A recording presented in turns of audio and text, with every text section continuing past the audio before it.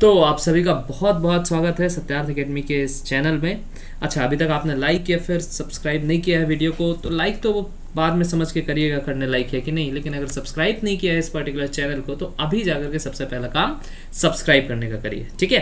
तो one de Graaff generator है जिस टॉपिक को पढ़ने के लिए आप इस वीडियो तक आए हैं, तो मैं आशा करता हूं कि अगले 4 से 5 मिनट आप इस वीडियो में स्टिक रहेंगे और एट द एंड समझ करके बताएंगे कि आप इस टॉपिक को समझ पा रहे हैं कि नहीं, ठीक है। टॉपिक बहुत ही ईजी है, तो अब हम इसको शुरू करते हैं। तो ये बताइए भैया, हम एक बात तो समझ सकते हैं कि एक पर्टिकुलर जो चार्ज है वो किसी सरफेस में एक लिमिट तक स्टोर हो सकता है, ठीक है। एक लिमिट के स्टोरेज के बाद उसमें चार्ज का लीकेशन शुरू हो जाता है, चार्ज लीक होना शुरू हो जाता है जो एटमॉस्फेयर की एयर है उसके कारण। इन दोनों बातों से मेरे हिसाब से आप सब सहमत हैं, ठीक है। तो मतलब एक लिमिट के ऊपर हम चार्ज को स्टोर कर नहीं सकते। अच्छा, जब हम एक लिमिट के ऊपर चार्ज को स्टोर कर नहीं सकते, दैट मीन्स हम एक लिमिट के ऊपर पोटेंशियल भी ड्रॉ कर नहीं सकते। लेकिन कई बार हमें एक बहुत ही हाई पोटेंशियल की जरूरत पड़ती है, तो उस हाई पोटेंशियल की जरूरत पड़ती है तो उस हाई पोटेंशियल के किस फॉर्म में हम बनाते हैं, तो वो वन डे ग्राफ जनरेटर के थ्रू बनाते हैं। तो आइए समझते हैं, हाई पोटेंशियल मतलब हाई चार्ज, ओके। तो आइए समझते हैं हम वन डे ग्राफ जनरेटर का बेसिक प्रिंसिपल।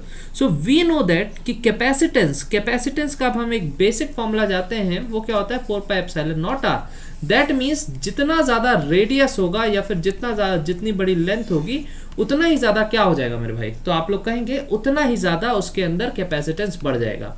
बस इन्हीं प्रिंसिपल्स को ध्यान में रखते हुए हम वन डे ग्राफ जनरेटर को बनाने की कोशिश करते हैं। इस मोहतरमा को देख सकते हैं, ये कैसे विक्षिप्त अवस्था में अभी दिख रही है आपको। उसका कारण ये है कि इसका पोटेंशियल बहुत ज्यादा हाई था, ठीक है। तो इस मोहतरमा की विक्षिप्त अवस्था का कारण भी हमको पता चल गया। तो आइए देखते हैं इतना हाई पोटेंशियल डेवलप आखिर होता कैसे। तो कुछ जुगाड़ करने की कोशिश हमको करनी पड़ेगी। चार्ज का स्टोरेज हम डायरेक्टली ट्रांसफर कर नहीं सकते, तो देखते हैं जुगाड़। तो इसमें भैया सबसे पहले मैं कंस्ट्रक्शन की बात करूंगा कि कंस्ट्रक्शन में हम क्या क्या करते हैं। तो मैं अगर बोलूं तो हमको एक क्या बनाना पड़ेगा, आप कहेंगे एक ऐसा सरफेस, एक ऐसा मेटालिक सरफेस को माउंट करना पड़ेगा जहां पे क्या हो सके, चार्ज स्टोर हो सके, ठीक है। दूसरा जुगाड़ हमको चार्ज को वहां तक ट्रांसफर करने के लिए, तीसरा जुगाड़ जो हमको करना पड़ेगा वो उस पर्टिकुलर सरफेस को सपोर्ट देने के लिए, ठीक है। तो हम सपोर्ट देते हैं, एक इंसुलेटिंग सपोर्ट देते हैं ताकि चार्ज लीक ना हो जाए, चार्ज का अर्थिंग ना हो जाए, जिसको मैं पीपी से दर्शा रहा हूं। मतलब पोल नंबर फर्स्ट, पोल, दोनों पोल कैसे होंगे, इंसुलेटिंग पोल होंगे। काहे के लिए दिया है हमने, इस पर्टिकुलर चार्ज को सपोर्ट करने के लिए। बहुत सही, यहां तक बात समझ में आ गई भाई, बिल्कुल आ गई होगी।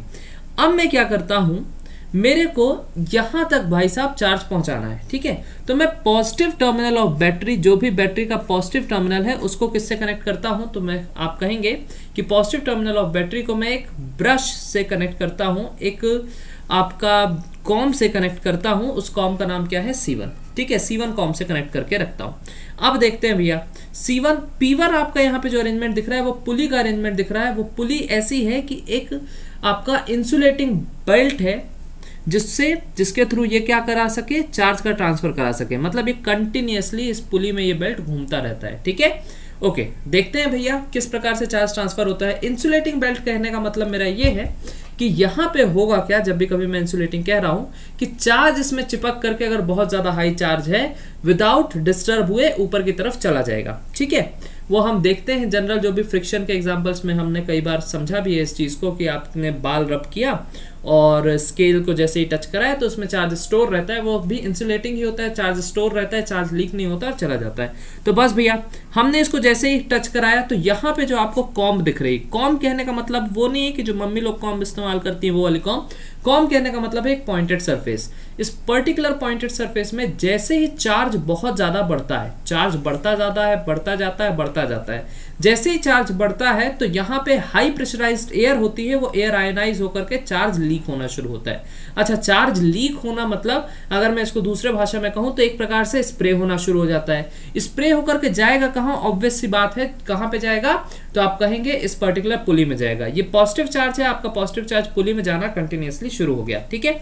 अच्छा, इस पॉइंट तक जा रहा है, जा रहा है, जा रहा है, जा रहा है, जा रहा है, पॉजिटिव चार्ज चला गया। बहुत सही यारो।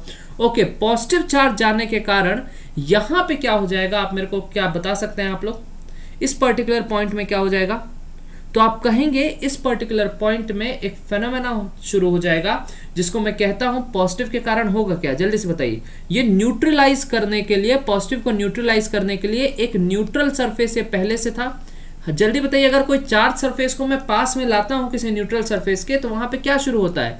आप कहेंगे वहां पे इंडक्शन शुरू होता है। क्या शुरू होता है मेरे भाई? इंडक्शन। तो इस पर्टिकुलर न्यूट्रल सरफेस में, जिसको मैं कॉम कह रहा हूं, यहां पे पॉजिटिव चार्ज मूव करके आ रहा है, तो यहां पे क्या होगा? निगेटिव चार्ज एकोमोडेट होना शुरू हो जाएगा। इसमें पहले से पॉजिटिव निगेटिव दोनों चार्ज थे, पॉजिटिव चार्ज दूसरे एंड में जाना शुरू हो जाएगा और निगेटिव चार्ज एकोमोडेट होना शुरू हो जाएगा। अच्छा, निगेटिव चार्ज जैसे ही एकोमोडेट होता है, तो क्या फिर से वही फेनोमेना, एक शार्प एज के कारण, सरफेस डेंसिटी बहुत हाई होने के कारण यहां पे चार्ज का लीकेज नहीं शुरू हो जाएगा? मेरे को तो संभावनाएं बिल्कुल दिख रही है कि यहाँ पे चार्ज का लीकेज शुरू हो जाएगा। अब ये निगेटिव चार्ज का लीकेज शुरू होकर के इस चीज को क्या करेगा? न्यूट्रलाइज करेगा। ओके, निगेटिव चार्ज वहां पे चला गया, आप लोग देख सकते हो यहाँ पे क्या बच रहा है। आप कहेंगे इंडक्शन के कारण यहाँ पे पॉजिटिव बच रहा है, और ये पॉजिटिव चार्ज किससे कनेक्टेड है? आप कहेंगे ये पॉजिटिव चार्ज इस मेटालिक स्फीयर से कनेक्टेड है जो ऊपर लगा हुआ है, आप लोग आसानी से देख पा रहे हैं। ठीक है, तो कंटिन्यूअसली जब ये रिवॉल्व होता जाएगा, सेम फेनोमेना होता जाएगा, तो पॉजिटिव चार्ज कहां पे स्टोर होता जा रहा है? बहुत ही हाई एरिया होने के कारण इसकी चार्ज स्टोर करने की कैपेसिटी, क्योंकि इसका जो रेडियस है बहुत हाई है, तो कैपेसिटी बहुत ज्यादा हाई हो जाएगी और एक बहुत ही हैवी चार्ज को ये स्टोर कर सकता है। अच्छा, ये हैवी चार्ज स्टोर कर रहा है, तो मतलब इतना चार्ज स्टोर करने के कारण इसका पोटेंशियल अप टू 10⁻⁷ वोल्ट्स तक रेज हो जाता है। और इस पर्टिकुलर पूरे के पूरे जो जनरेशन प्रोसेस को हम वर्किंग, जब हम कंप्लीट सेट को देखते हैं, तो इसको हम क्या कहते हैं? One day Graaff generator. एक बार मैं थ्योरी यहां से पढ़ लेता हूं, फिर से एक बार रिवाइज करा दूंगा। ठीक है, so the comb C1 is connected to the positive terminal of the battery, मैंने यहाँ पे ये बताया। Therefore the surface density of the points becomes very high which causes the wind present nearby it to get charged, ये point भी मैंने आपको बता दिया। Thus the spray comb sprays the charge on the belt, ये point भी मैंने बता दिया। Now the electric wind moves up to the collector comb C2, electric wind कहां पे जाएगी भैया? C2 के पास जा रही है, क्योंकि पुली मूव होती जा रही है। When it reaches in front of the collector comb C2, opposite charge induces on the tip to neutralise the same type of charge, यहां पे मैंने वो पॉइंट बता दिया। Thus by the repeated action more and more positive charge is induced on the sphere, hence its potential increases to about 10⁻⁷ volt or more। इतना high potential generate हो जा रहा है। इससे प्यारी चीज क्या है मेरे भाई? तो अगर मैं कहूं कि what are the uses of this particular charge, so to generate high potential, first thing. दूसरी चीज, इस हाई पोटेंशियल का हम करेंगे क्या? लड़की को करंट मरवाने के लिए थोड़ी ना इस्तेमाल करेंगे। तो हाई पोटेंशियल के कारण आपके बहुत ही हाई वेलोसिटी में हम कई एक्सेलरेटेड पार्टिकल्स को एक्सेलरेट कर सकते हैं for practical purpose, for proton, neutron, alpha particle, इन सबको, ठीक है, न्यूक्लियर डिसइंटीग्रेशन के लिए, ताकि हम प्रैक्टिकल कर सकें। तो इस प्रकार से वान डे ग्राफ जनरेटर का इस्तेमाल होता है। इस प्रकार से वान डे ग्राफ जनरेटर का कंस्ट्रक्शन था, और ये जो मूवमेंट आप देख पा रहे हो, इस प्रकार से यहाँ पे ये पॉजिटिव चार्ज ऊपर जा रहा है, निगेटिव चार्ज यहाँ पे जनरेट होगा और ये एक प्रकार से स्प्रे होना शुरू हो जाएगा, और यहाँ पे जस्ट अपोजिट चार्ज जनरेट होगा, जो इंडक्शन की प्रक्रिया होती है, positive charge.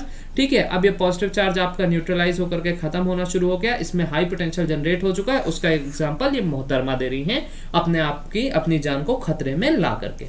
So hope you have loved this video, liked this video, and I was able to explain this particular topic known as Van de Graaff generator. Okay, if you are feeling that this video is worth to share and this channel is worth to subscribe and this video is worth to like, then please do so। भाई साहब शर्माना नहीं है, और अगर कुछ doubt है, कोई suggestion है, कोई फीडबैक है, then please ये कमेंट सेक्शन ओपन है। I just love to have feedback from my dear students। Thanks a lot for watching this complete video। मिलते हैं फिर से नए टॉपिक के साथ। अगला टॉपिक जल्दी से बताइए किस टॉपिक की आपको वीडियो चाहिए। Thanks a lot दोस्तों।